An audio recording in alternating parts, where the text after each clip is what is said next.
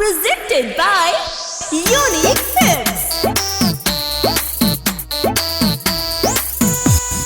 Music by Susil Soni. मुन्ना राज छिटके बजा मधुबनी।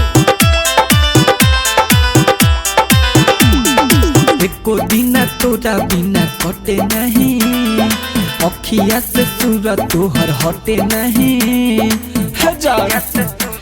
सुन रे, एको दिन तोरा बिना कटे नहीं, अखिया से सूरत तोहर हटे नहीं।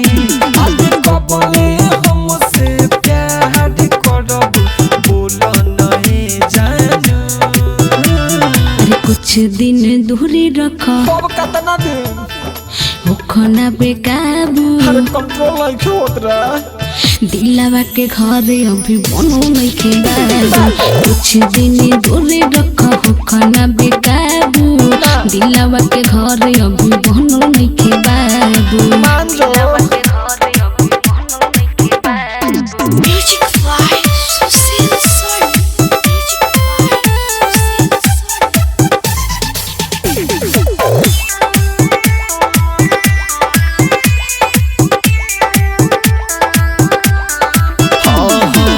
कोनो कोना में भले रख लो ये रहनी, चाहे बना लो मिसतीरी। हाँ, जब ले रहे दिना सुन होई ए बाबू तबले ग्राहक फिरी।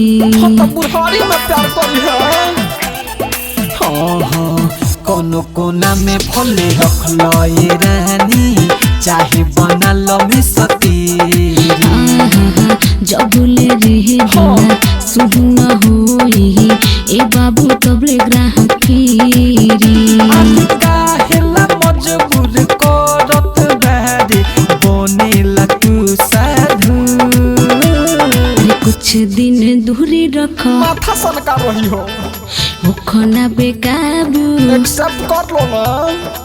दिलावा के घरे अभी बनो नहीं बाबू।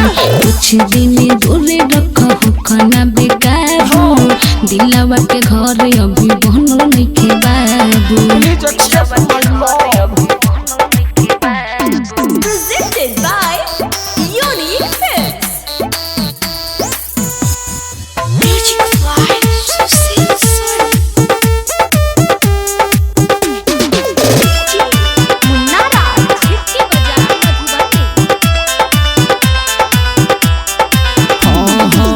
जीवन भरला दे दहम के उसायापन साथ प्यार करे के अभी भइले ना, उमर माना विक्रम बात हो। अरे अब तो मान जो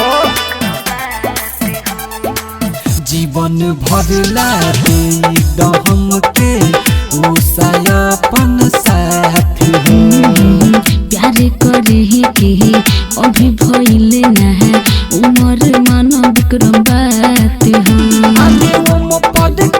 गोलू गौतम पे तू बेलू चलाई जादू। कुछ दिन दूरी रखो, अब मान जाओ, होखना बेकाबू।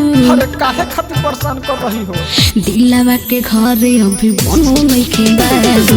कुछ दिन दूरी रखो, होखना बेकाबू। दिलावा के घरे अभी बनो नहीं बाबू। दिलावा के घरे अभी बनो नहीं बाबू। रंगीत महफिल डिजिटल रिकॉर्डिंग स्टूडियो, कमरौली बाजार, सिवान।